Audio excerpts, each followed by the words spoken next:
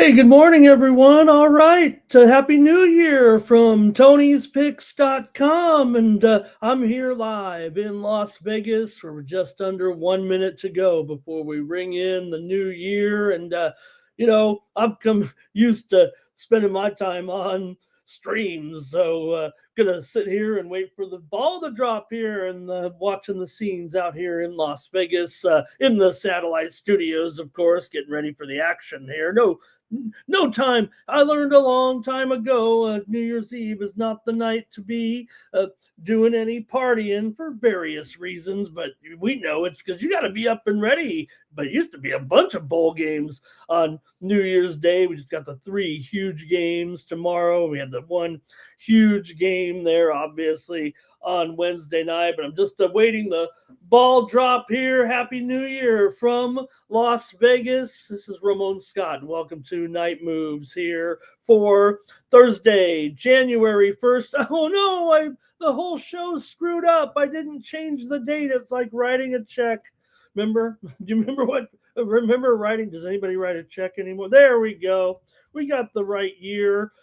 Hopefully another great year here with Tony'sPicks.com, and Happy New Year to everyone from me and to the Tony's Picks family as well. So thanks for being here, man. We got a dozen of you probably watching some of the same scenes that I am right now, looking here at the Las Vegas Strip, and a great crowd out there. It's raining here in Las Vegas tonight, a steady rain all night, no doubt about it here, but really just a light rain. And I don't know if you can hear the fireworks behind me right now, but if they're loud,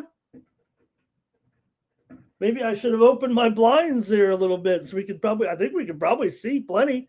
I'm here in the Las Vegas Valley, just kind of overlooking the strip to the north there, but man, I can hear the booms right now throughout the neighborhoods here. So Happy New Year. It's going to be a great day. We've got the three big games to look at here on Thursday. We've got some holiday NBA and hockey as well. I picked out 5 college basketball games. I don't know if they're the best. They just seem to be good games. So thanks for joining me once again. Happy New Year from me and Tony's Picks.com. Want to say hello to a few folks who've made it here in the chat tonight here right now. We know you could be elsewhere. Maybe you are with your special someones, and you're here with me, so that's important to me. Mr. Weskers, hello. Nice to see you in the chat. Mr. Weskers is here. And also, who else? Zach Rossley, my crew, is here to do some handicapping at midnight Pacific time here.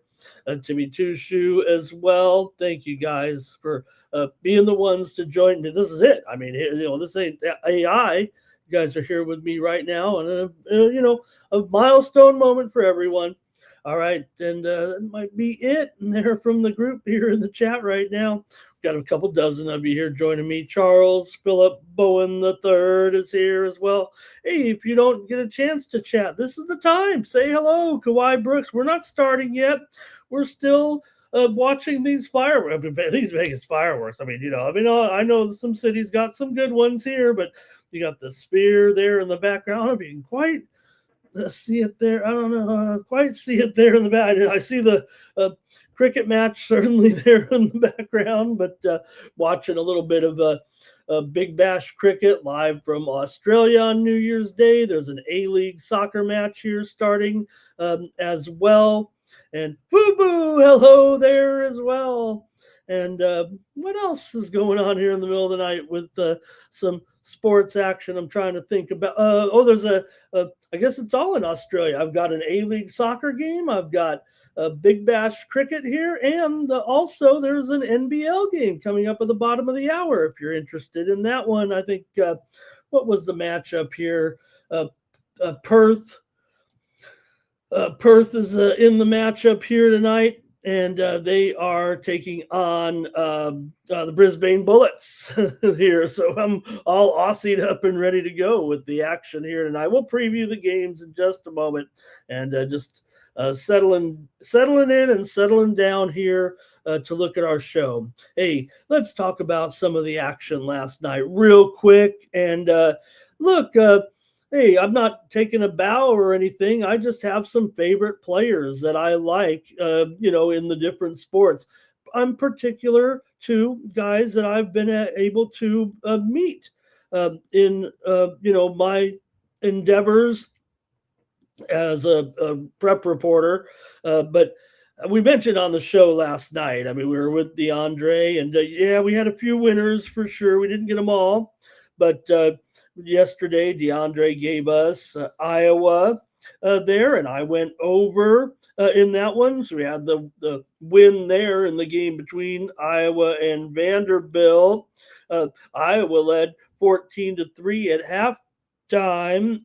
Pavia uh, 347 yards and two TDs. He looked the part in the game, but it was 34-27. Iowa with the win in that one. The Big Ten improved to 7-3 in bowl games this year, 6-4 against the spread. The mighty SEC. Uh, I'm not embarrassed, but they're 3-6 straight up and against the spread in bowl games now.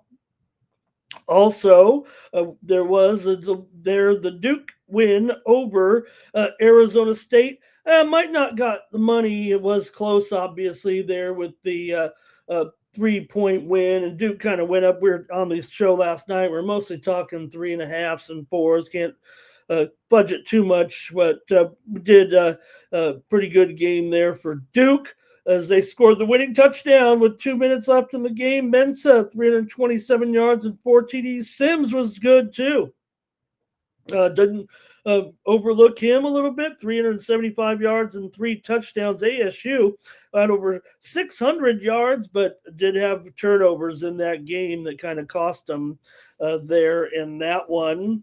Michigan and Texas, yeah, maybe it was a little bit too much to ask for the Michigan Wolverines there last night with Texas getting the win 41-27. It was 17-all at halftime, but Texas scored 24 points in the second half on 224 yards, and the Longhorns were averaging 7 yards a carry against the Michigan defense. And Manning, 375 yards of total offense, including 155 rushing. That's something that the Uncles couldn't do, as Texas got it there over Michigan yesterday. I had the over here on Night Moves last night. Also, Utah dumped Nebraska. DeAndre gave that one to you here. Dampier, I said, he's certainly a good position here. 300 yards, 2 touchdowns. Nebraska had 14 points early, but only got 8 points the rest of the way after those first 2 drives as Utah rushed for 225 yards and 5 carries. You see what Michigan kind of lacked there a little bit? You saw Coach Whittingham at the Michigan game the same time that Utah game was going on, right? I don't know. Was he watching the Utah game? Did he have some TVs in his booth up there, or was he focused on Michigan? It certainly seemed like he was, and you're going to see more of that Utah offense. I mean, they're like Utah's had passers too in the day, but when they needed to, they always got down to the grind, kind of like a military team, really, right? I mean, they look like Army and Navy out there sometimes outside of the triple option a little bit, but the way they grind and churn, and Michigan, I think good things are in store back in Ann Arbor with Whittingham. He's not going to, hey, maybe he will coach for 10 years. Who knows there. And finally, look, I mentioned him last night, the defensive MVP of the Cotton Bowl. Keontae Scott mentioned him right here on the show, said, I think he's one of the best players in the country, best defensive backs in the country, the safety, and he had the big play maybe of the day, right? The interception return, 73 yards for the touchdown to break the game open when they were up 7-0. And my man, Keontae Scott, you could go to my timeline right now, my X timeline, if you want to. You don't have to, but interviewed Keontae, and I've known Key for over 7 years as a high schooler from my area. He transferred in from Las Vegas.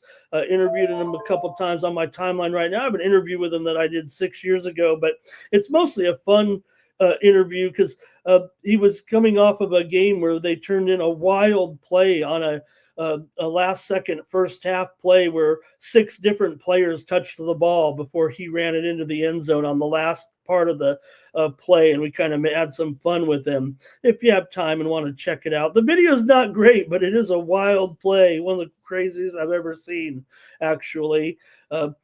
When he was at my high school, Helix High School. So I was so proud to see Keontae Scott. He's going to the NFL. You better believe he's going to the NFL. Number 0. You saw him on Miami Hurricanes, and Miami got the win. They were a 7.5-point dog. DeAndre gave them to you here on the show last night. I gave you the under. I also went with a premium in that one. 2-0 on the college football premium, 2-1 on the college football premiums. I also had the Nebraska-Utah game over as a premium, and gave it out on the show as well last night. So head on over to Tony'sPicks.com and check out our premium picks. Always our best picks over at Tony's Picks. Use the promo code TonyT at checkout to save 15% off those premium pick packages here on Sunday, including mine. So check it out. Check out the handicapper leaderboards and see who's hot. Look at Alessandro here, Vegas Al. I know he took the night off tonight.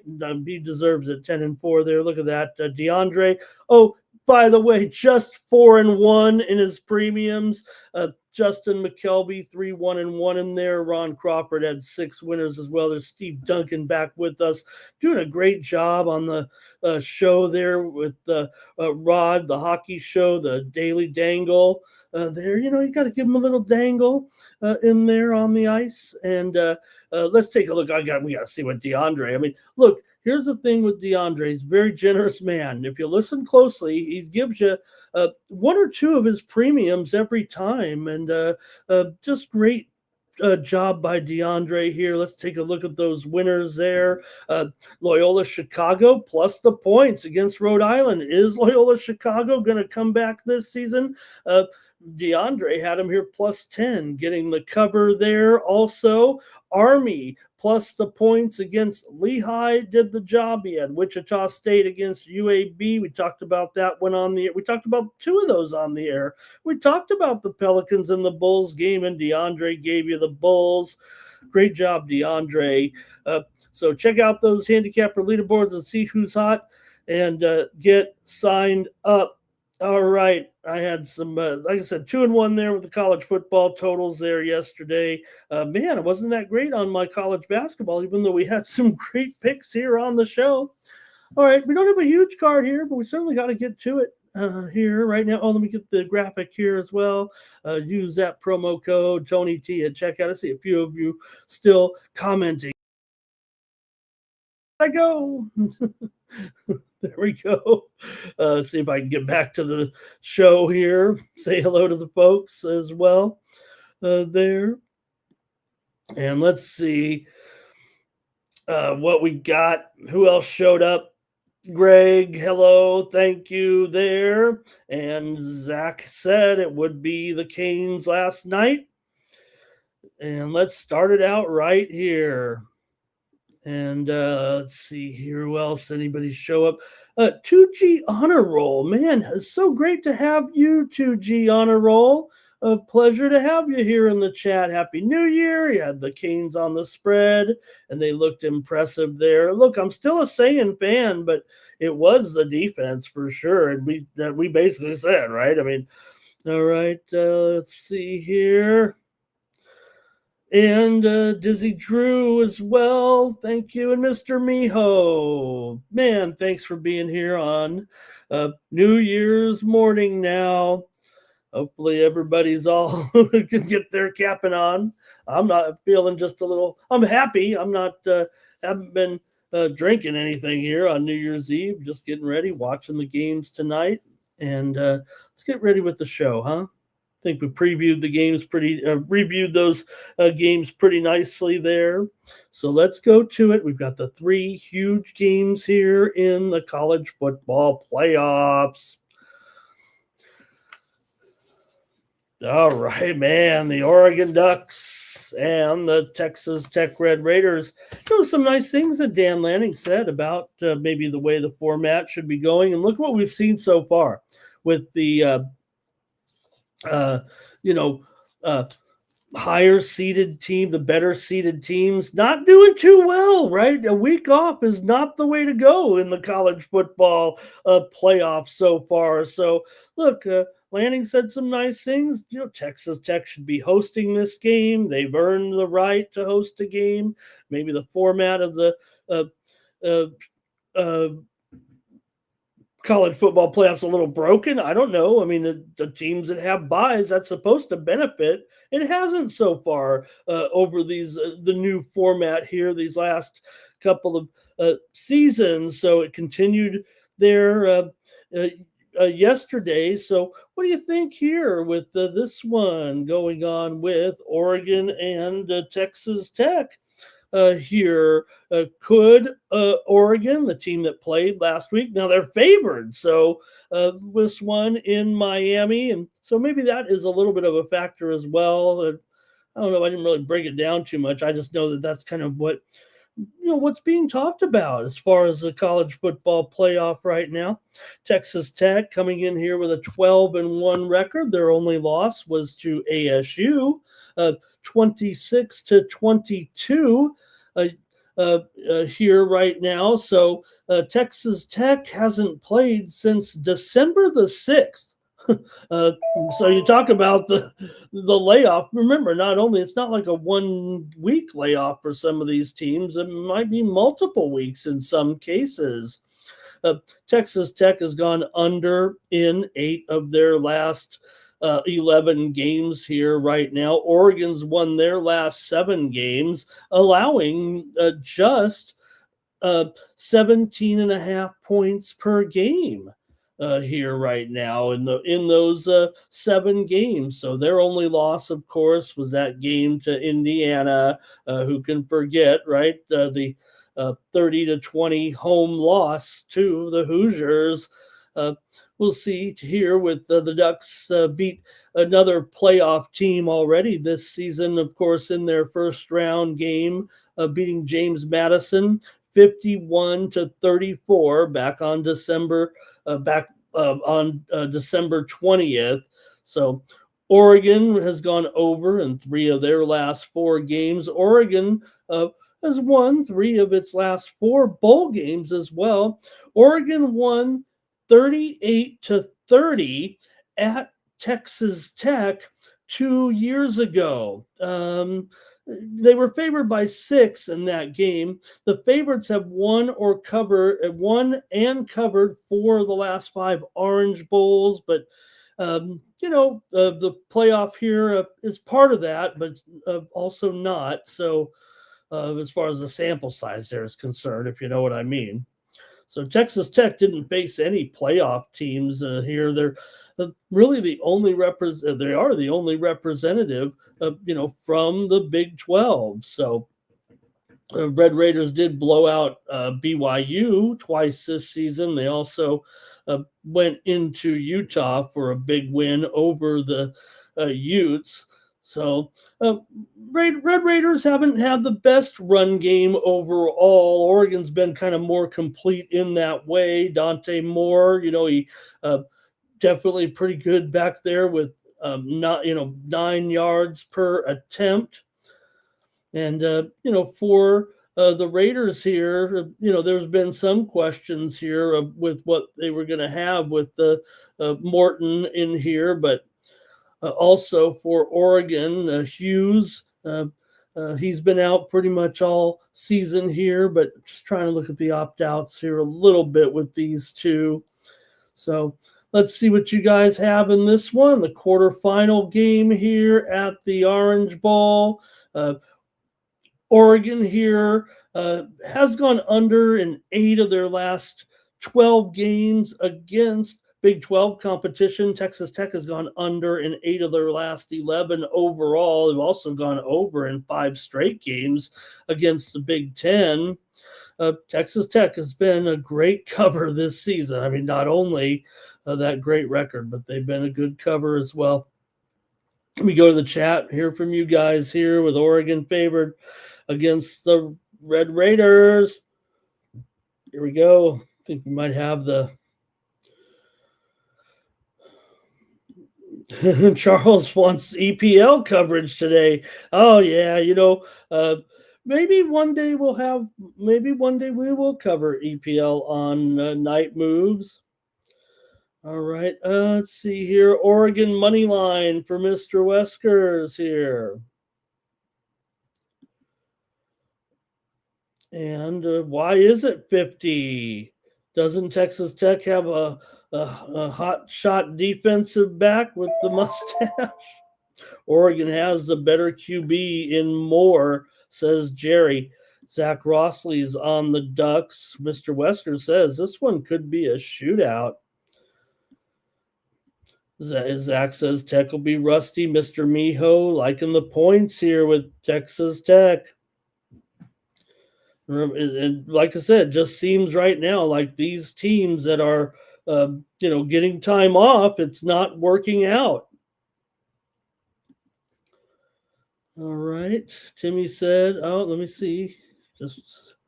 Hey, you want to say hello to Safety is First here in the chat. Hey, great to have Safety is First. Oregon has unfinished business.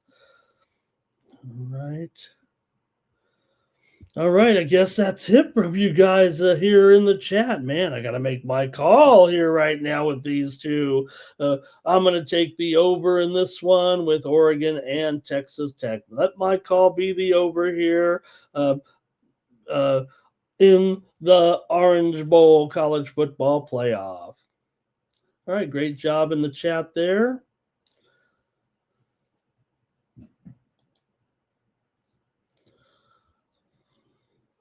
Okay, let's move on to the next one. Man, these are great games. All right, the number 1 team in the country, the Indiana Hoosiers, take on the Alabama Crimson Tide. Alabama comes in here 11-3. Indiana, of course, 13-0 coming into this one. Indiana was 8-5 against the spread this season for 6-4 against the spread. Their last 10 games coming in. I'm holding a 10-1 futures bet on Alabama. Full disclosure, I don't really like them in this game. I think Indiana's for real, and I think Alabama. I don't know. Is this have they overachieved to get to this point? Not that you wouldn't expect that Alabama should be in the Final Four, if not the Final Two, but given the season they had, the record they have, expectations. Like I said, they were 10-1. That was a preseason bet on Alabama at 10-1. So I don't think they've lived up to those expectations here right now, at least going into the quarterfinal round here. But they did beat Oklahoma last time out. And despite the fact that they couldn't get the run game going at all, Indiana, of course, won just 13-10 against Ohio State, and a real grinder for sure.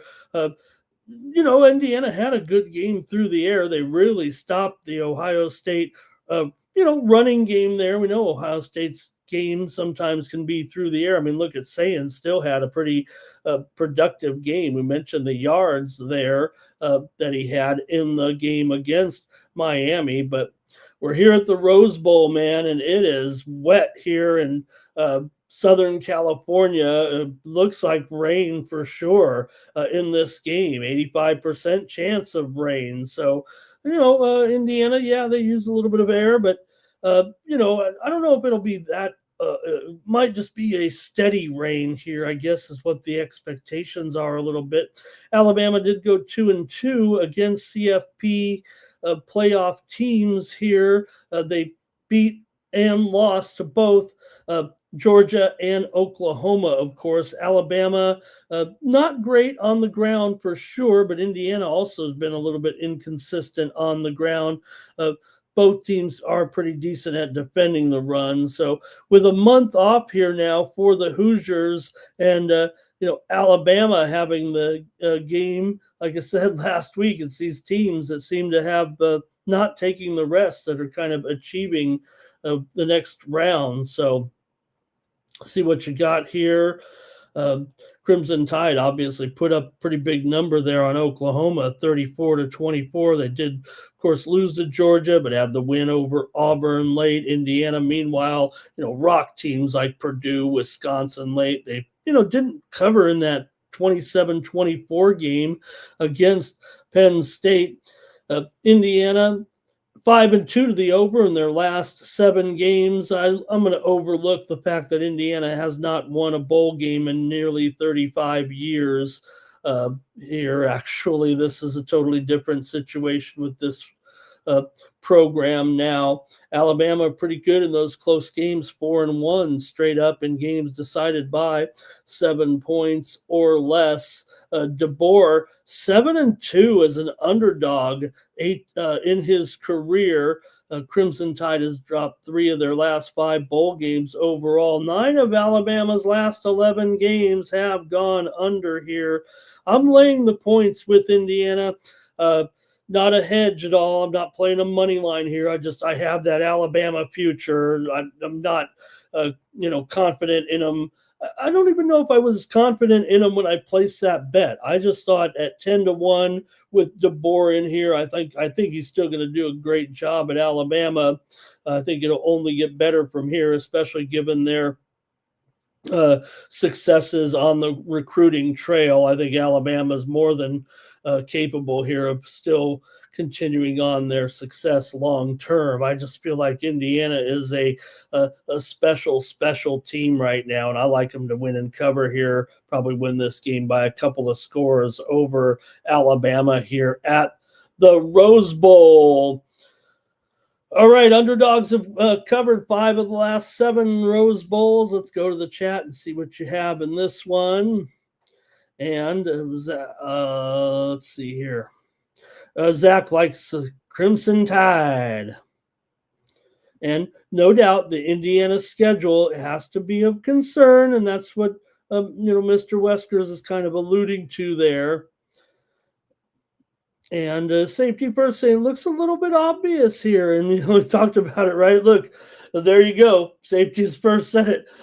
I got him at 10-1. Safety is first. Like, I got him, get him now at 14-1. So basically, I've had, what can I say? I've had a little bit of money just sitting there, getting a little negative reverse line value there for Alabama now. Oh, well, I thought I had a good pick at the time. I knew after that first game, I was like, that might not be a good. And remember, here's a team that, I don't know, they got in. They deserve to be in, right? Alabama.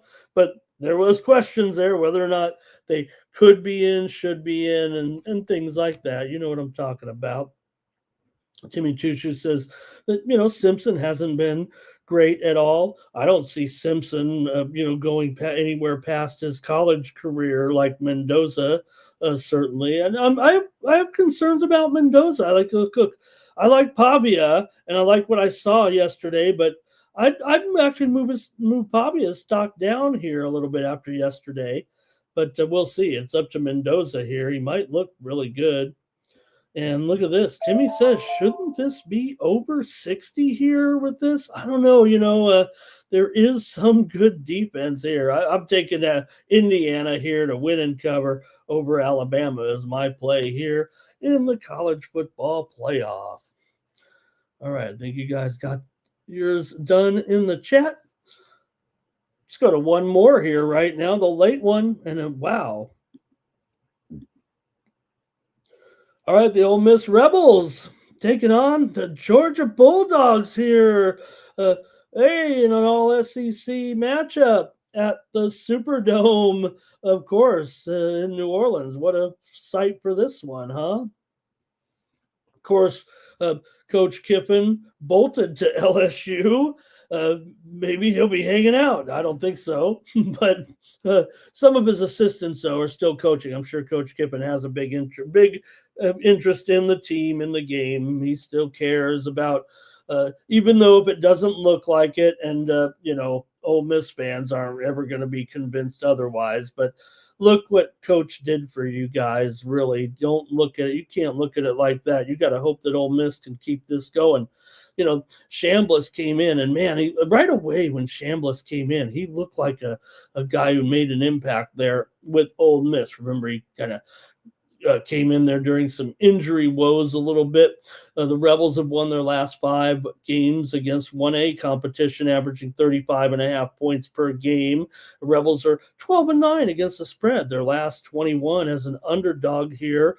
Ole Miss also 4-2 against the spread in single-digit spread games. The only Ole Miss loss was to Georgia, of course, 43-35. Remember, back on October the 18th at UGA. UGA did cover the spread by a half a point. Ole Miss did win at home in 2024, 20-10, and Georgia won the year before that, 52-17 at home. But look, this Ole Miss team is, obviously we're building up, and that's just the way it's unfolded here. And if this LSU situation wasn't all haywire, you still have Coach Kippen in here leading this game, and this quality team, the Mississippi Rebels. I mean, they hung in that game against, Georgia for sure. So, just missing the cover. Ole Miss has won its last 3 bowl games, and they've averaged basically, in those games, 43.5 points. Ole Miss has gone under in 7 of their last 10 coming in. The Dogs have won 9 straight and basically have allowed just 29 points in their last 4 games. Wins over Alabama, Georgia Tech, Charlotte, and Texas, though, as well. And Georgia just 6-6 ATS this season, 6-7 ATS this season. They were an underdog one time. 6-6 is a favorite.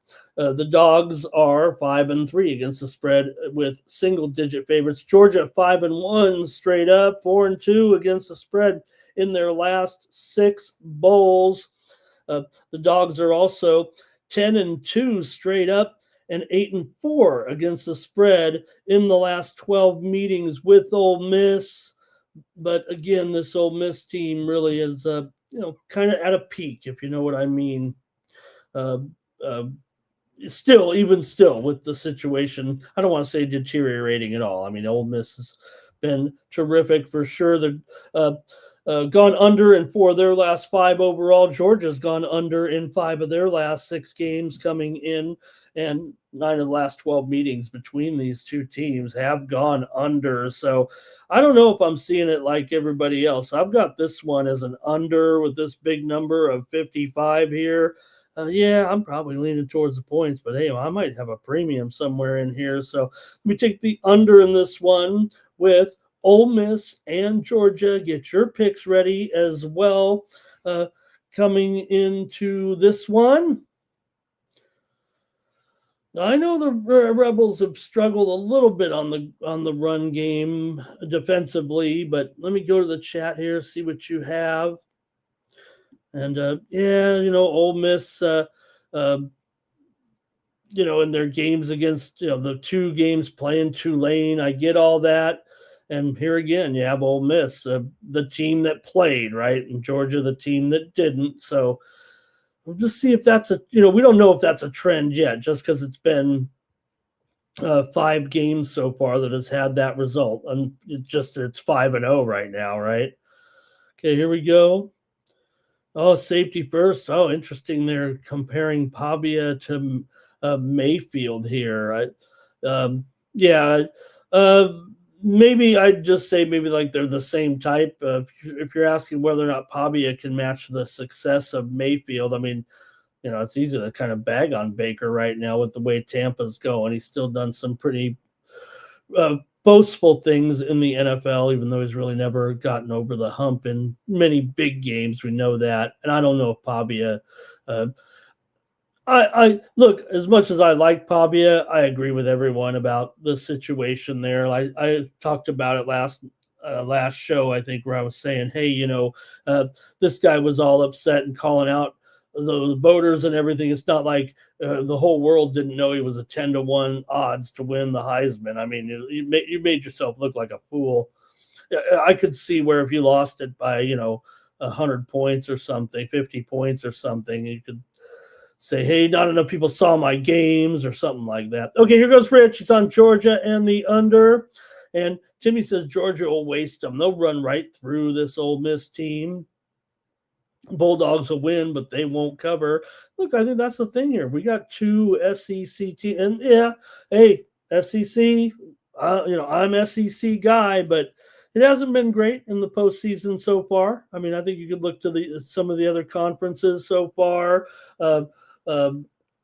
With the records, the bowl challenge standings, so far, I think that's how you got to look at it. I mean, the SEC has definitely been a big disappointment here with a 3-6 record in the bowl games. Do they end up in some games where they're playing some? Yeah, but so far, I mean, you got to look to the conferences that have done well. Big 12, 4-1, Big 10, 7-4. Right now. And yeah, I mean, the more bowl games that have been played here by some of the weaker teams a little bit. Of course, Mountain West is garbage, 2-5, but you should be winning some of these games, right? If you're the SEC, think of the losers so far with the SEC that probably should have come home right now. Teams like Missouri with a lot, LSU losing.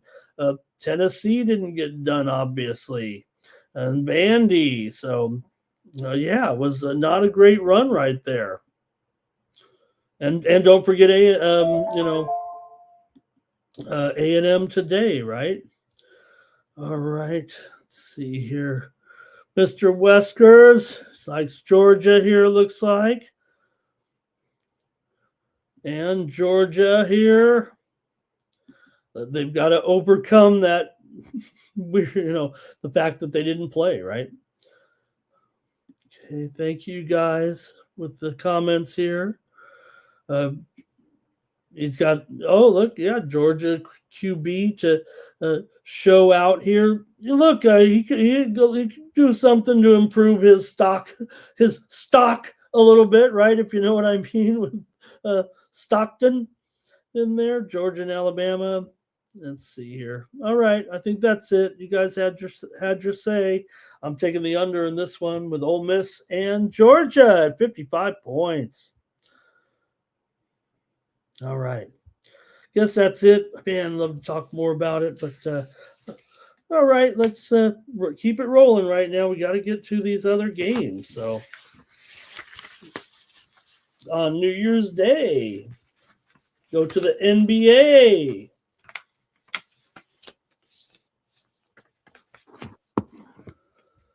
Okay. First up,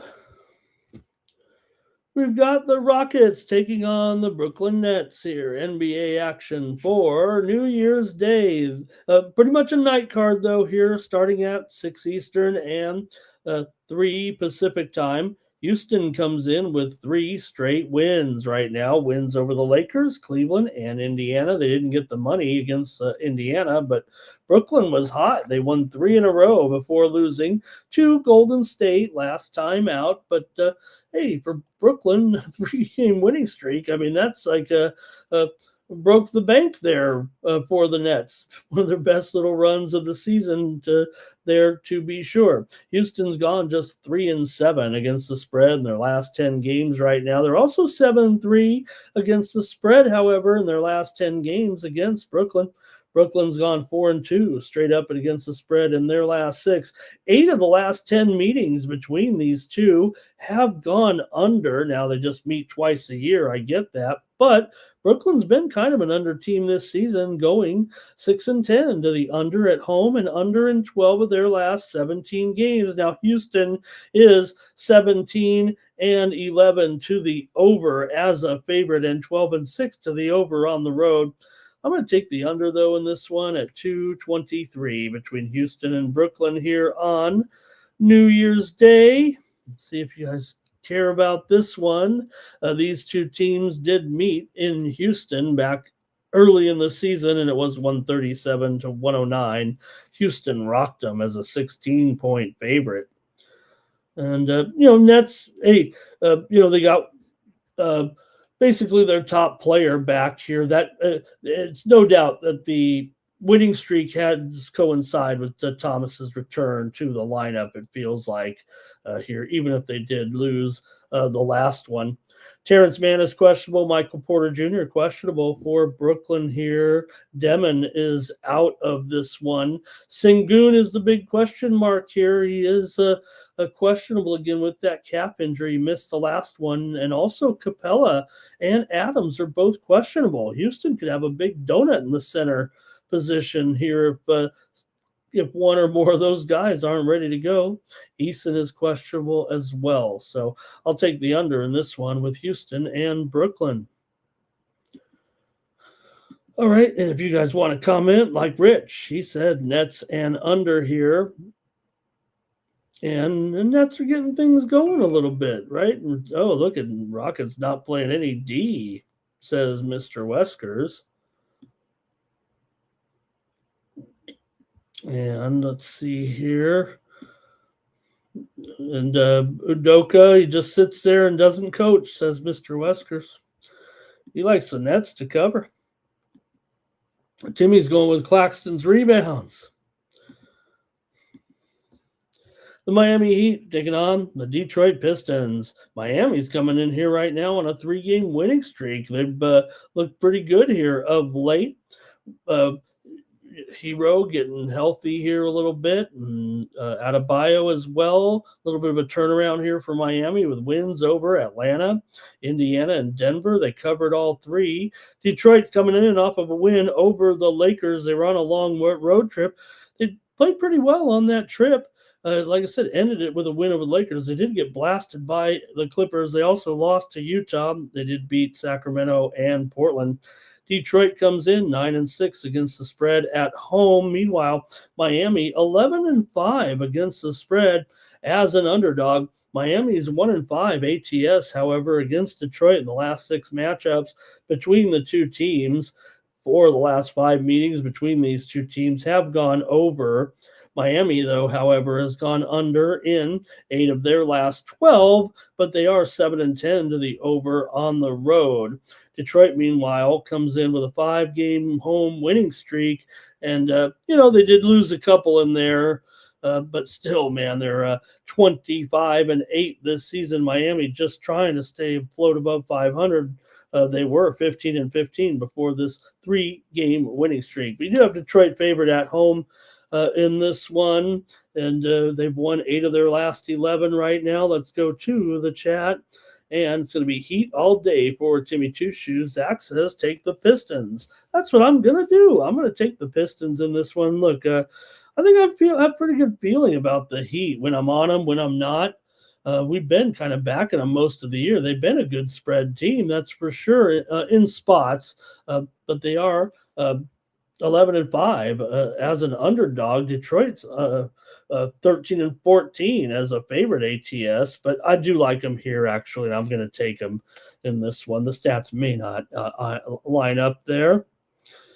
And let's see here. Mr. Wesker says, Miami does have some injuries here right now, and he says he thought several of the 3 wins were suspect, maybe when they were going up against Atlanta, but they were an underdog in that game.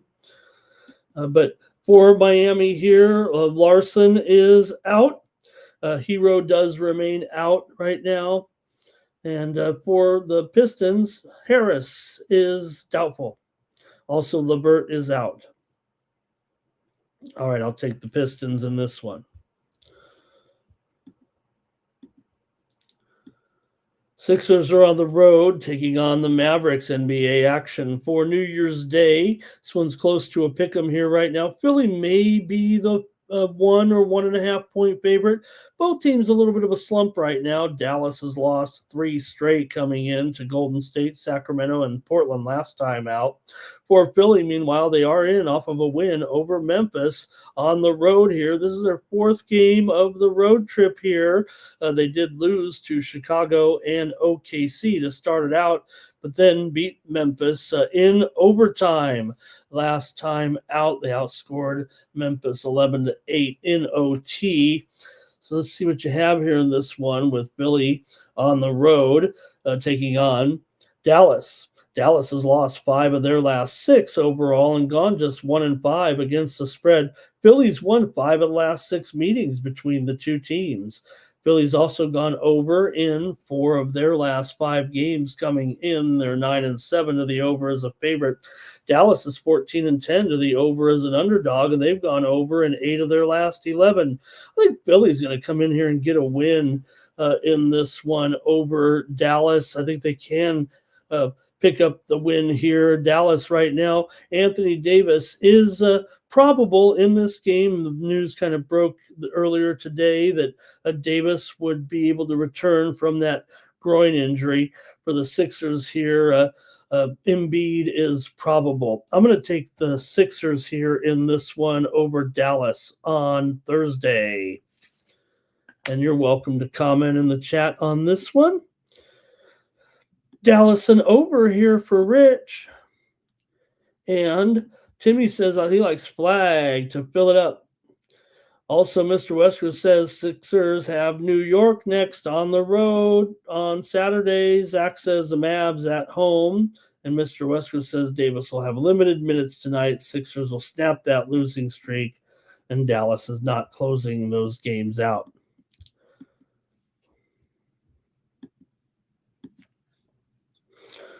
Boston Celtics are on the road taking on Sacramento. Celtics coming in off of a road win over Utah. This is their 4th game of the road trip. They also won and covered at Indiana. They lost to Portland. Sacramento, meanwhile, a couple of losses at the Lakers and the Clippers. In a trip down to Southern California, they really got blown out of both those games right now. For Sacramento here, they are just 5-10 against the spread at home. Dallas is 10-7 against the spread on the road, Boston is 10-7 against the spread on the road. They're laying some big points here, but Boston's covered now 12 of their last 16. They're starting to look more like Boston here right now, at least putting these wins together. They've also gone 7-1 straight up and 6-2 against the Kings in the last 8 meetings between the clubs. Sacramento's just 5-10 ATS in their last 15. 12 of the last 18 matchups between these two teams have gone under. Sacramento's gone under in 13 of their last 20 overall, and Boston's gone under in 7 of their last 10 on the road.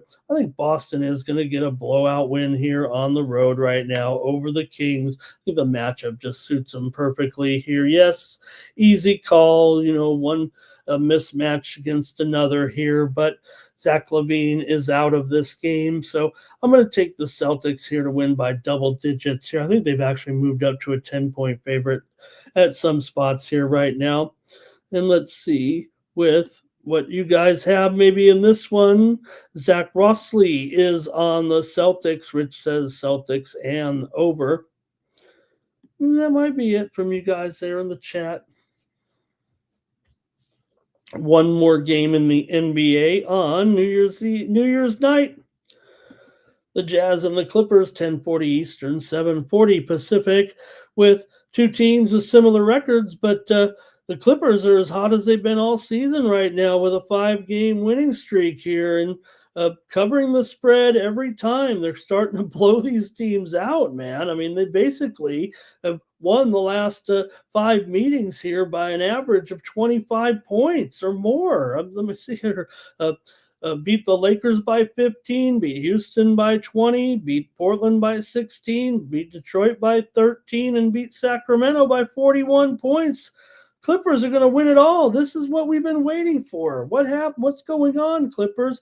No Zubats. Is that it? I mean, Zubats is supposed to be a contributing player to the team, but ever since he's been out, they've kind of been on the roll. Also, Markkanen here, he is questionable, and I don't think it looks good for Markkanen actually in this game. Here, has the spread gone up at all? Yeah, I knew it. Okay, because Markkanen's not going to make this lineup. This spread is 11 there and 236. Sorry about that. I typed these in while I was watching the Miami game.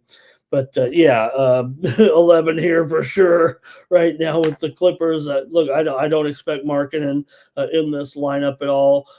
Bogdanovich also out here for the Clippers, but for Utah, Keontae George questionable, and Nurkic is out as well. So definitely some missing parts here in the way the Clippers are going. Now, look, could look at Utah here, and the numbers still might say they have a chance to hang in, right? They're 6-3 ATS in their last 9 games, but the Clippers have covered 5 in a row, 4-1 ATS at home here in their last 5. A big contrast to the fact that they're now 5-10 ATS. There was a time there they were 1-9 ATS at home, but they've been fighting back here.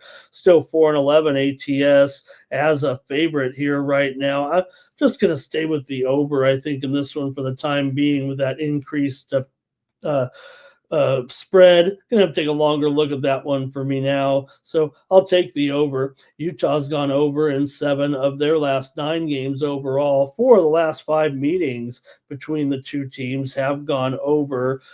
Utah's also 18-10 to the over as an underdog this season. So give me the over here with the Jazz and the Clippers. I want to take the Clipper. 8.5 points would have been a no-brainer, I guess, but we always say that.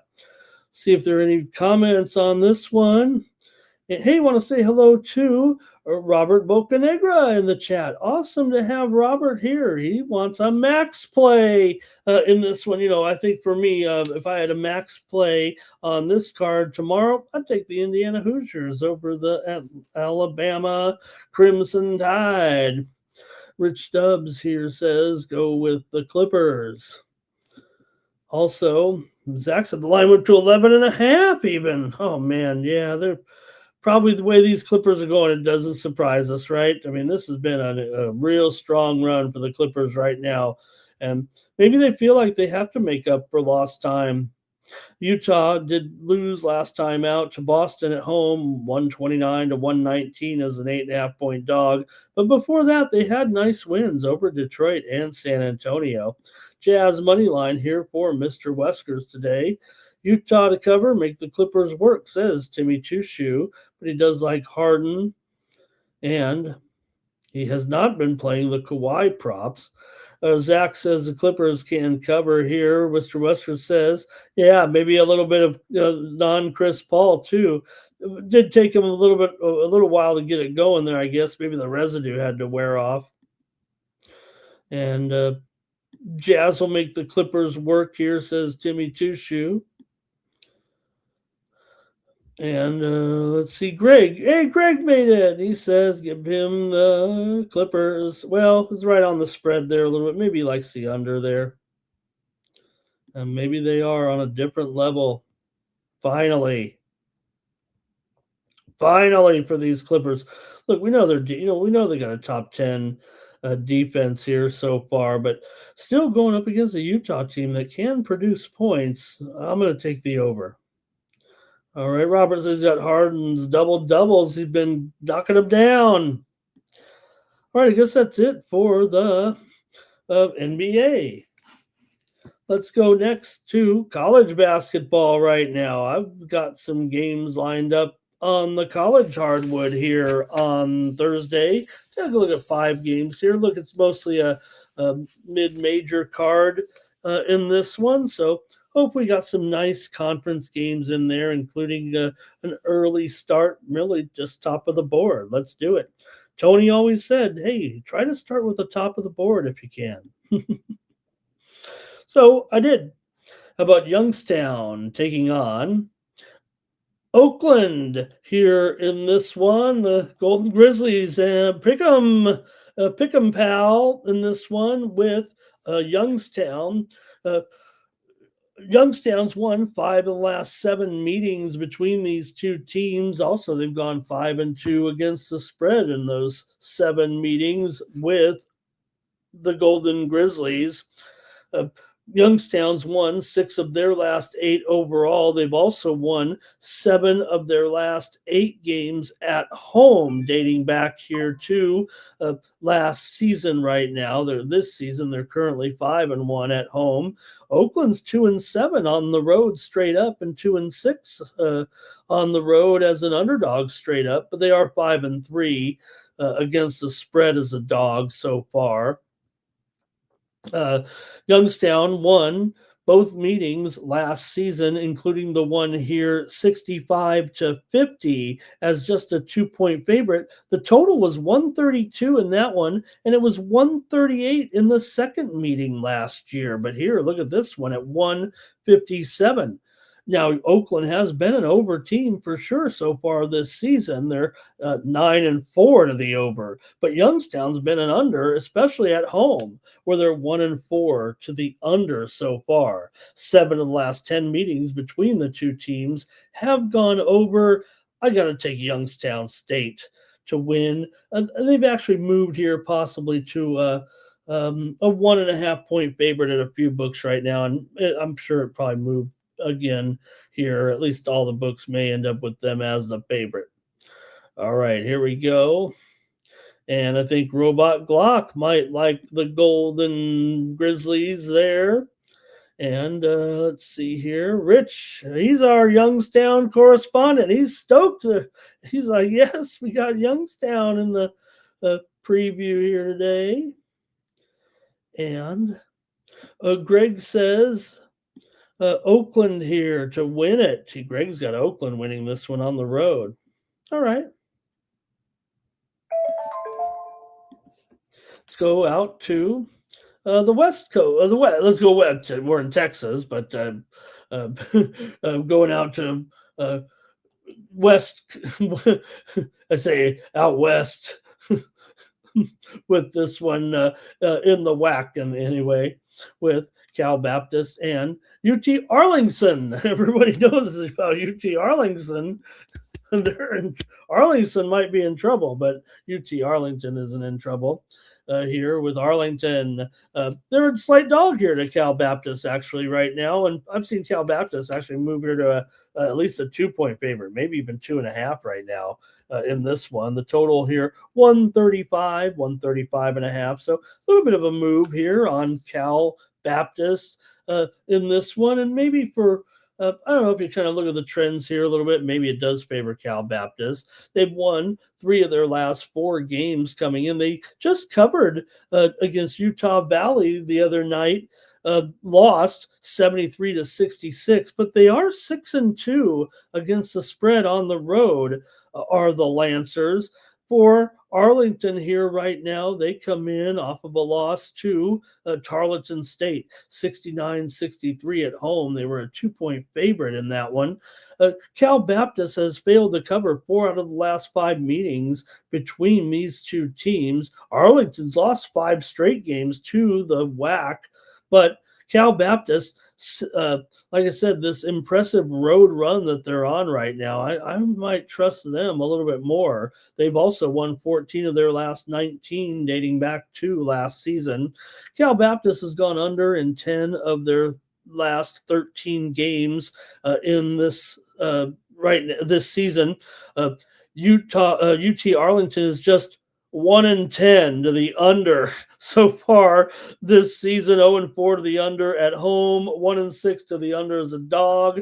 They've gone under in 5 straight at home. This game's going under. Come on, I got to go under 135 with this one for sure right now with Cal Baptist and UT Arlington. I know the total probably reflects it with a low total, but these two teams are combined 5-20 to the under so far this season. The matchup last year here did go over as Arlington won 82-79. The game at Cal Baptist was won by the Lancers 70-68 as it went for 138 points, but under the 144.5. So, all right, I'm going to take the under here for sure. Let's see what you guys got in this one. All right. And let's see here. Greg likes Cal Baptist to win this one, and he's got it under as well. Mr. Weskers likes Arlington on the money line. All righty. See if I got the right games in order here. Oh, and there's Robot Clock. He likes Cal Baptist in the first half. All right, next up, I'm going to go out to the Missouri Valley and take a look at this one with Bradley here. And Bradley taking on Belmont. And you got Bradley here coming in on a little bit of a roll here. They're 10-4 overall. This one's at 7 Eastern and 4 Pacific time. Belmont coming in off of a loss. They were on a winning streak as well, but they lost to Indiana State 81-80 last time out as a 7.5-point road favorite. They did beat Irvine on the road and covered, failed to cover against Evansville but won, failed to cover against Illinois Chicago but won. Belmont's 1-5 right now at home against the spread, and 5-7 against the spread overall. Bradley comes in here with a 5-8 spread record, 1-2 against the spread as a road underdog. Bradley's gone under in all 3 of their games as an underdog here this season. And look at this head-to-head matchup. These two teams met twice last year, of course, and the matchup here at Belmont was 80-77 in favor of the Bruins. They were 7.5-point dogs. The total was 157, and the game at Belmont was won by Bradley. So the road teams won both of them last year. Belmont won 89-77. Bradley won 89-77 at Belmont. Hope I called that out right. Might have flubbed that one up. The road team won both games last season in this series, and they both kind of flirt. Let's see, that was 166, the game at Belmont last year. So high scores for sure. Let's see what you guys have in this one, if anything. Hope I didn't screw up the preview too bad. Everybody's on Bradley. Everybody on Bradley line was +8. He says that Bradley taking the action here. And Greg, he has it Belmont by 4. So maybe he likes Bradley a little bit as well. All right. I'm going under in this one with Bradley and Belmont. Like I said, Bradley 0-3 to the under as a dog. Robot Glock says you're getting Belmont here at a kind of an inexpensive price now. They'll win by double digits, he said. Thank you, Robot Glock.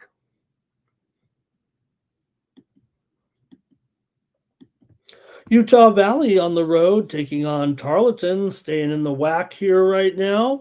Talked about Tarleton. Tarleton, they've got a pretty good run going here right now, but Utah Valley's on a winning streak for sure coming in. They're hot. Utah Valley comes in 11-3 so far this season. Tarleton's 10-4 coming in. They've got a 3-game winning streak themselves. Wins and covers over Mississippi Valley and Florida A&M, and they just beat Arlington, like I said, 69-63. Meanwhile, for Utah Valley, they failed last time out against Cal Baptist, but won the game by 5. They were favored by 7.5 in that one. Utah Valley has won 4 of the last 5 meetings between these two teams, but Tarleton State has covered the spread now in 12 consecutive games at home dating back to last season. Like I said, they're also 9-1 ATS so far this season, despite that 10-4 record. They are 2-4 as an underdog straight up, and they're an underdog here. But still, that is tough to ignore at home when you've covered 12 straight. I got to take Tarleton here plus the points. As hot as this Utah Valley team is here, and Utah Valley did win them both last season. Here they won 71-66 as a 6.5 point favorite. Tarleton actually covered in that one as well by a half a point. The Utah Valley home game, they won by 25, laying 14.5. But Tarleton has had some success here, obviously, right now. They're on a cover streak for sure. Even a tough game against Cincinnati, they were getting 23.5, lost by 18. So, they were favored against the Mississippi Valley and FAMU, but I got to take Tarleton on that 12-0 run here. Let's see what you guys got in this one. Hello to Andrew K in the chat, ready to get something done here. And got to take the points here, says Robot Glock. Greg says he likes the Valley. He actually likes Tarleton there, it looks like. With a buzzer beater. All right.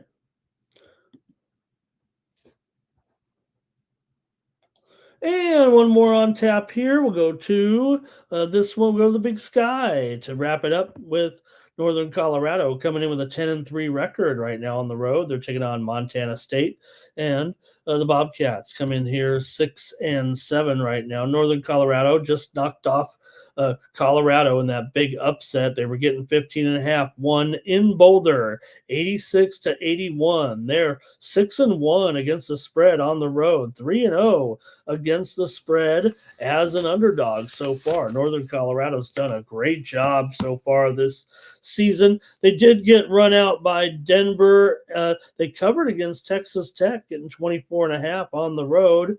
They beat South Dakota State by 2. They were favored by 8.5. Also, they beat Omaha by 5, laying 3.5. But they're 7-3 ATS overall, but in their best role here as a road underdog.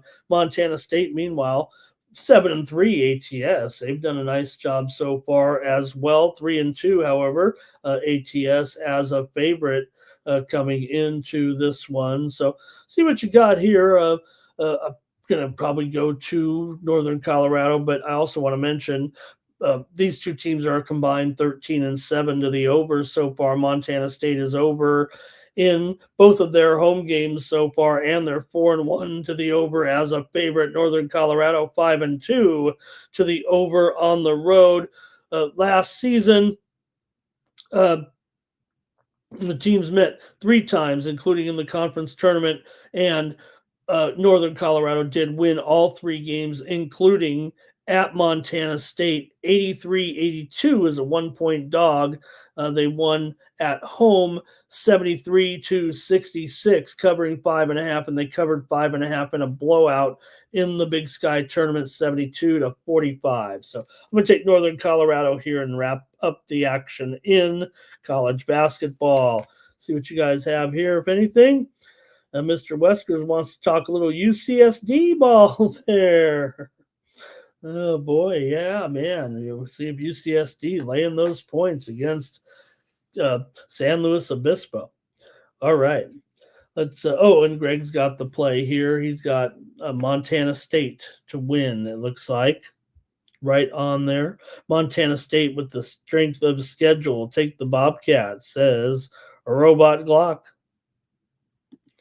All right, let's go to the National Hockey League. Got a nice little 8-game card, so we're not done yet. We can get out of here, though, before the bottom of the hour. Thank you for joining me here on Night Moves. So we go to the ice and take a look at the matchups here, starting with 1 o'clock Eastern, 10 o'clock Pacific, with Washington on the road taking on the Capitals. Here in this one, Washington comes in 21-14-5. Ottawa's lost 3 straight. Man, they have been inconsistent now all of a sudden. They're 18, 15, and 5 with consecutive losses here to Buffalo, Toronto, and Columbus. Not the best teams, but those teams are playing so well. We know Buffalo is on fire still. They won again there on Wednesday, man. Uh, for the Caps here, they're coming in off of a 6-3 win yesterday. The Ottawa's had a couple of days off here waiting for this one, but the Caps won yesterday 6-3 at home against the Rangers. These two teams met once this season. Ottawa crushed them 7-1 at Washington.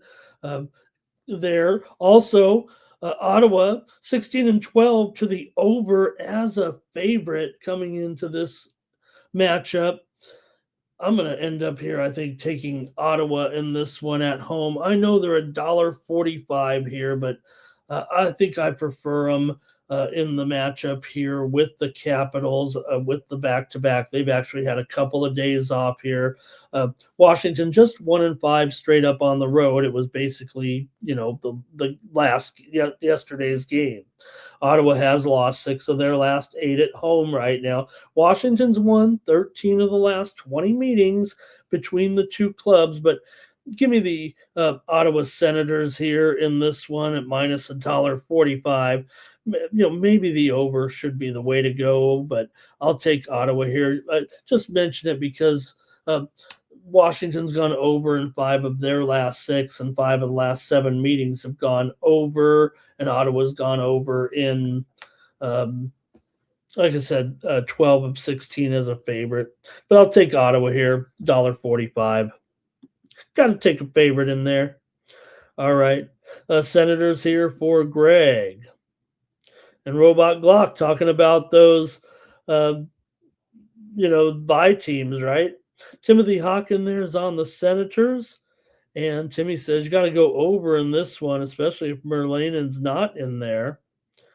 And Caps will light up Merlanen, says Timmy Two Shoe. Next up, the Utah Mammoth are on the road taking on the New York Islanders. Man, the Islanders are 22, 14, and 4. They've won 3 out of their last 4, including a 3-2 win over Chicago last time out. Yeah, went to a shootout, but they got the W. Utah, meanwhile, back-to-back losses to Colorado and to my favorite new team for betting, Nashville. Islanders here just a slight favorite at $1.20 in this one. I know that the Sharps are want to, bet the Mammoth here for sure. Just don't know if I could bring myself to it, but you look where the line has moved so far. It does feel like they want the Mammoth. I think it's moved about 15 cents. It feels like from $1.35. So I'm probably going to go back to another total. I'm not sure I'm ready to commit just yet, because to me it feels like the trends, maybe the Islanders are the better, they're the better team here for sure. And the thing is, I know these Sharps are going to be on Utah and they look very, very live here, but are you really getting the right price here at even money to take them? Utah has had their struggles here against this Islanders club as well. The Mammoth here just 1-4 in their last 5. Islanders against the Islanders. Islanders have won 7 of their last 8 at home, 9 of the last 11 at home against this franchise. 13 last 18 meetings between these two teams have gone under. Utah 10-13 to the under on the road. 5 of their last 6 to the under on the road. I'm going to go with the under. 7 of the last 8 meetings between the two have gone under. Give me the under. I know they just meet twice a year, but I'm going to go under here, especially with the total of 6 under 20. I'll take the under.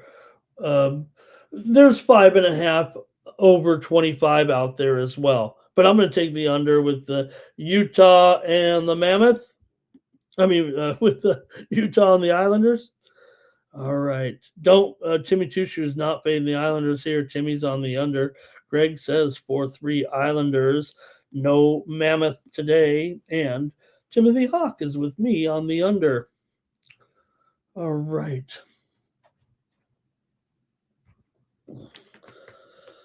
All right, let me keep it moving here right now.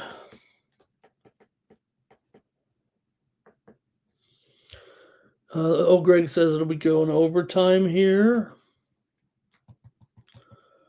All right, and Riddich is good. Yeah, he's doing a good job for sure. All right, next up. It's going to be the Red Wings here taking on the Penguins. Penguins $1.30 at home against the Red Wings. A total 6.5. Shaded to the under here. Both teams have won 2 in a row coming into this one right now. You got Detroit with wins over Toronto and Winnipeg. They're 24, 14, and 3. 10 and 7 on the road. 11 and 9 as a dog. Meanwhile, Pittsburgh also winners of 2 straight. Over Chicago and over Carolina. You guys were all over Pittsburgh in that game, remember, but still Pittsburgh just 17, 12, and 9 overall. They are 8 and 6 at home coming in. Red Wings here. Look, in this matchup, it's been Pittsburgh won the first 2 meetings here, but in this series overall, of late, between these two, Detroit has actually won. No, it's relatively split, actually, of late. I don't know if there's a real strong trend to it. Pittsburgh's lost 9 of its last 12. Detroit's won 5 of its last 6. Coming in, 5 of the last 6 meetings between the two teams have gone over. Pittsburgh's gone over in 6 of its last 9 coming into this one. I feel like the Sharps want to take Detroit here, and I don't know if I can do it. Let's see what you guys have in the chat. I might need some help with this one. Here we go. And Timmy says he's got a Detroit NHL NBA parlay. How about that?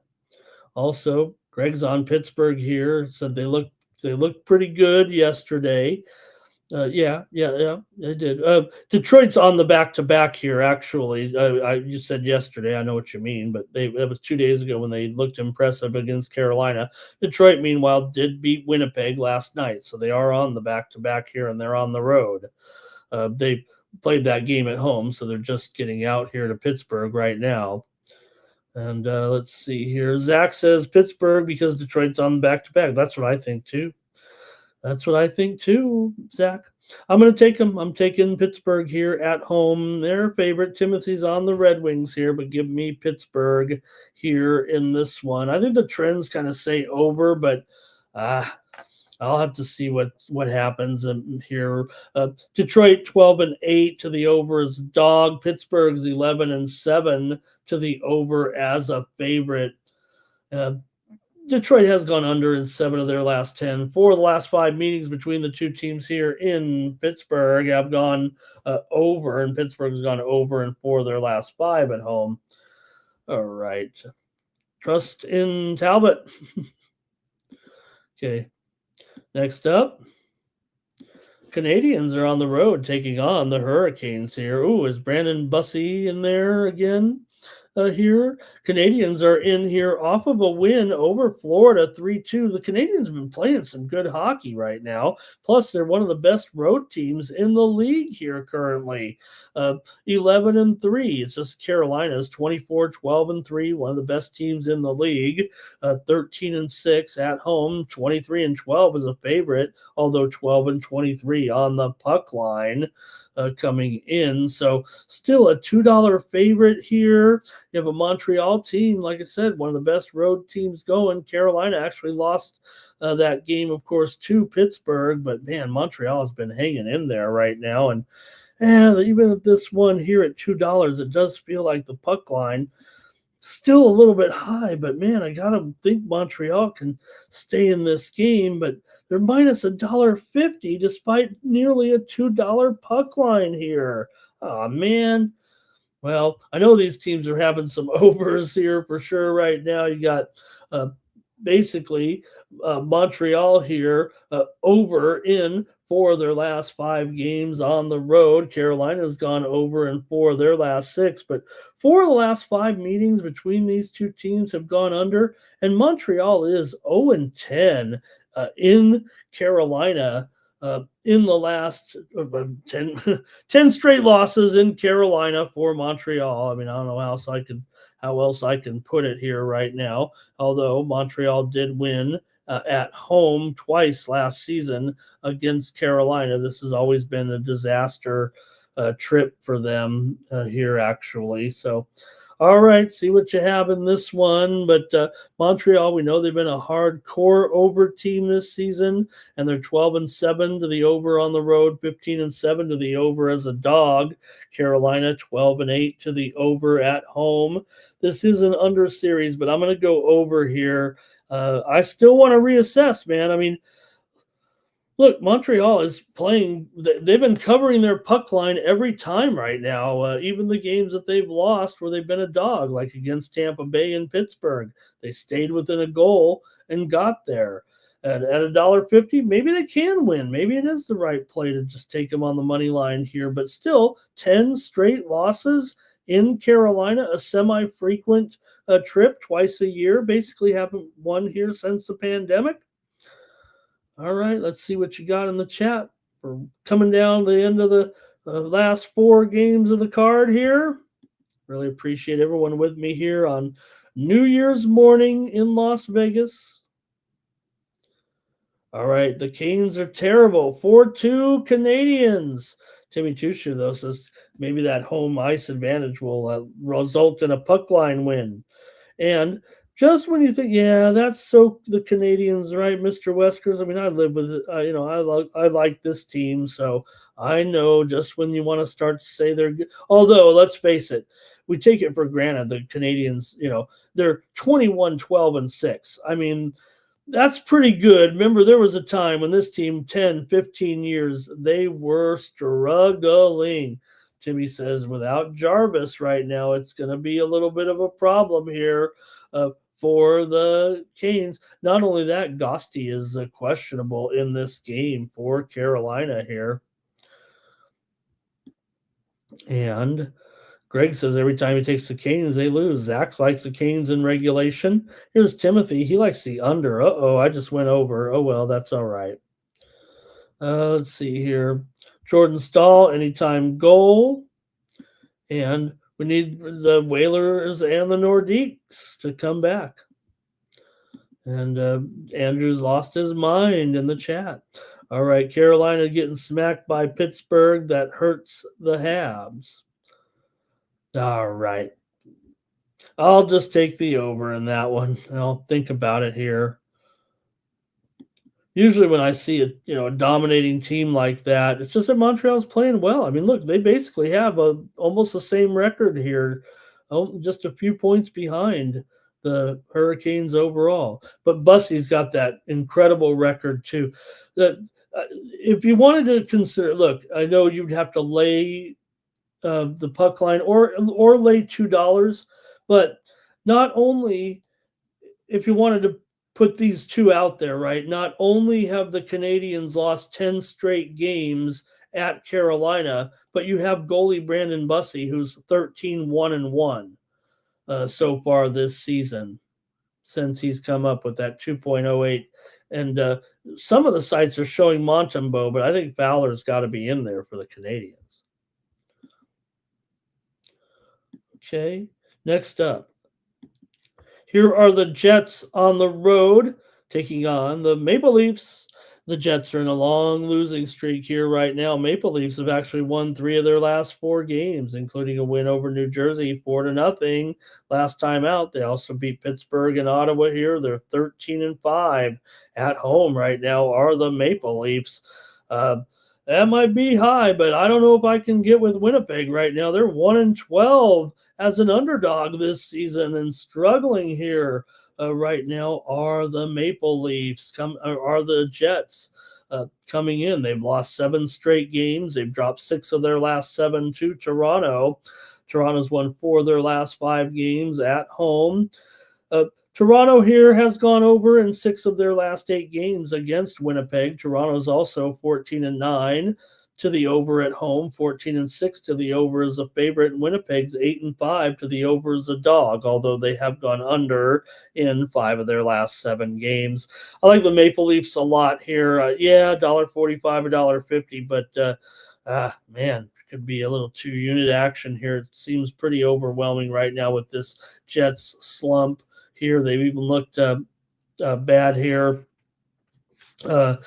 against Edmonton and Detroit, losing 3-1 and 2-1 in the last 2 games.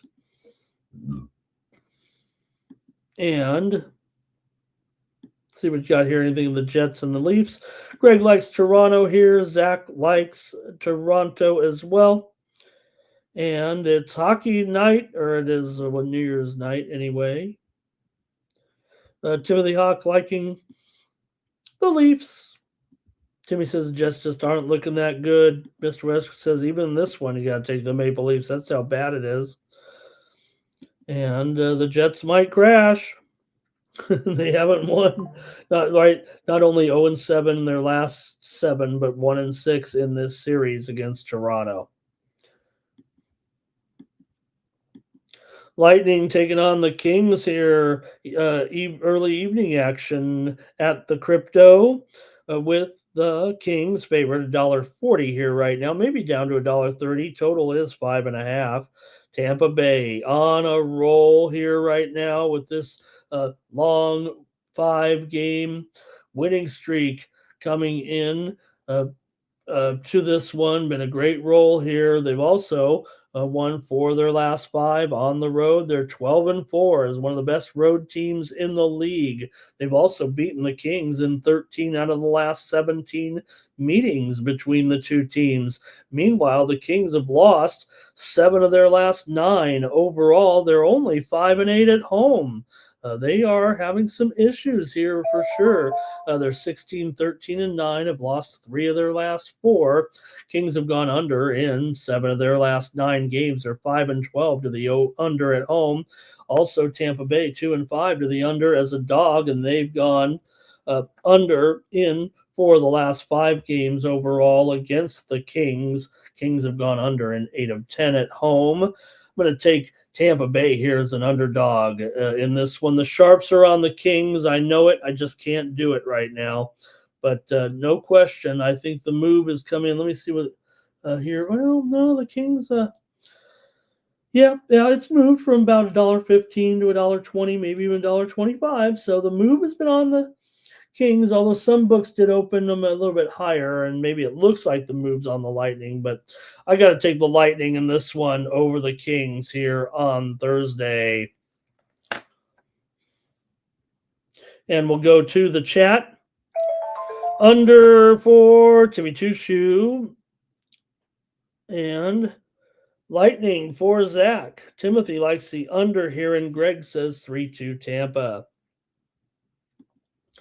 Thanks, you guys, for getting me through the hockey segment here. We've got the Stars on the road taking on the Blackhawks. Dallas, 25-8-7 here. Yeah, big favorite on the road. But they've lost 3 straight here with losses to Detroit, Chicago, and Buffalo last night. So they're on the back-to-back. So Dallas was at home, lost to Buffalo. Now they got to hit the road, where they are pretty awesome. They're 3-2 on the road, 13-2 on the road, 19-13 as a favorite. Meanwhile, Chicago 14-23 as an underdog. Still Dallas 8-12 as a puck line favorite, just 25%. Chicago 26-11 as a puck line dog here. Does feel like maybe Dallas is going to finally. Maybe they can get away, get on the road or whatever. They should be able, you'd think, to steamroll these guys, given their, kind of their trends over Chicago here. Dallas has won 13 of the last 17 meetings between the two teams. Chicago's 1-8 in their last 9. I mean, are they really going to turn anything around here? They did lose 3-2 last out against the Islanders, and of course, this would be a revenge game. Remember, I just mentioned that Chicago actually beat Dallas 4-3 at Dallas back on December 27th. But Dallas is not looking as great here right now. So, maybe it could be a 1-goal game here with the Blackhawks. It's still minus $1.60 on the puck line. I don't know if I can uh, get behind that. 13 of the last 20 meetings between these two teams have gone over. Dallas has gone over in 5 straight on the road, but mostly these two teams kind of grind to the under a little bit. Uh, Chicago's 7-12 to the under at home. Dallas is 14-18 to the under as a favorite, and Chicago's gone under in for their last 5 at home. Go to the chat here. This might be my least favorite game here of the day. All right, here we go. There's going to be some Blackhawks support here, it looks like. But first, Timothy likes the Stars here to win. Greg says 3-2 Robot Glock on the Blackhawks. Mr. Wesker says just go with the Blackhawks. Timmy says both teams are losing. Zach says, hey, you got to try this dog here. Man, 1-8 in their last 9 right now, though. The only win was over Dallas. All right. Chicago is pretty bad here. All right, I'm on Dallas on the puck line here. They lost to them. They'll get them here. I'm gonna go ahead and take them on the puck line. Maybe should go -1 right now, but like I said, Dallas has not been a good puck line team, no doubt about it. Like I said, I like to see over, you know, over 35%, and they're 25%.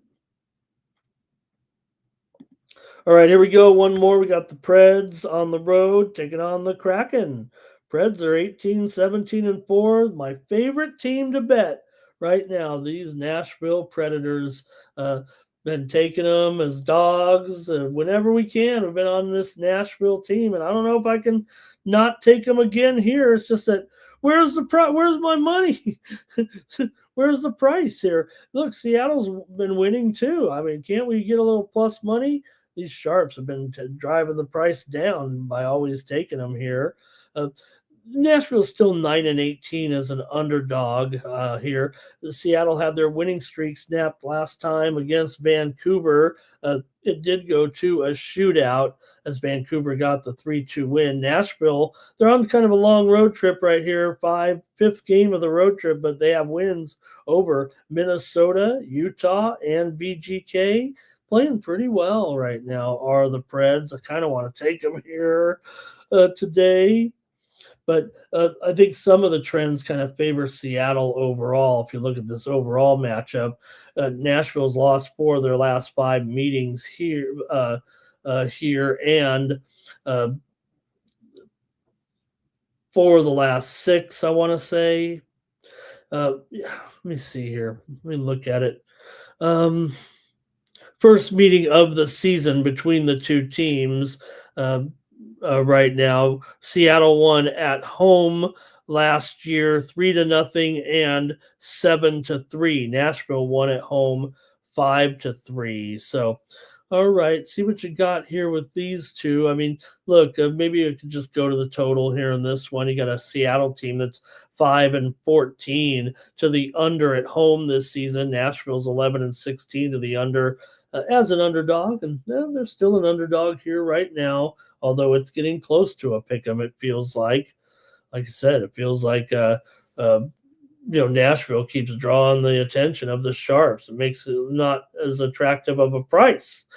Nashville's won 7 of their last 10 games on the road. Seattle's gone under in 5 of their last 6 at home, 4 of their last 5 overall. I'll go with the under in this one between Nashville and Seattle. The under will be my play. All right, here we go.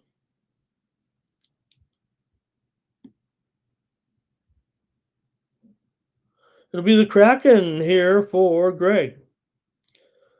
Also, Timmy likes the under. How does it go over? Timothy Hawk likes the over, though.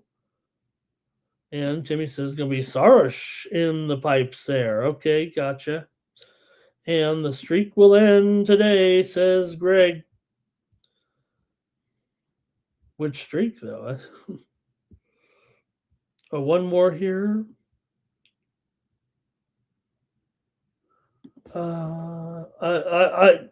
I didn't have any confirmation, I don't think, on this one just yet. All right. I guess that's it for the Night Move show here. Bottom of the hour. Happy New Year, everybody. Thank you so much for joining me here on the show. Should be a great sports betting day for sure. With the great college football games. Make sure you're joining me back here for Night Moves on Friday. We'll go over the card here for Friday night with you guys and see if we get DeAndre back. David McMahon, hello. Nice to see you in the chat. Thank you for visiting tonight, David. Happy New Year to you and everybody in the chat joining me here tonight. Hey, head on over to Tony'sPicks.com. Pick up my best bets here for the action on Thursday, New Year's Day. Check me out over at Tony's Picks. Use the promo code TonyT at checkout. Save 15% off those premium pick packages. You can click on the All Cappers tab. There you'll find the handicapper of your choice. Click on their handicapper profile page, and that's where you can get signed up. Why not join me here where I was up 30 units in Major League Baseball this season. I'm also having a good college football season. I'm on a 9-2 run over the last 30 days in college football. I went 2-1 there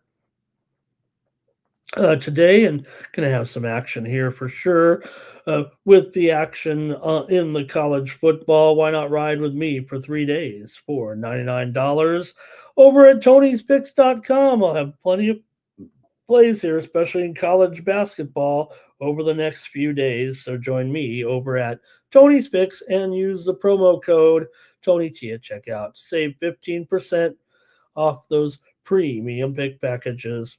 All right, that's going to do it. Really appreciate you joining me here on Night Moves. We'll be back tomorrow with more Night Moves and for the Tony's Picks YouTube channel. I'm Ramon Scott. So long and Happy New Year. Enjoy the games from Tony's Picks.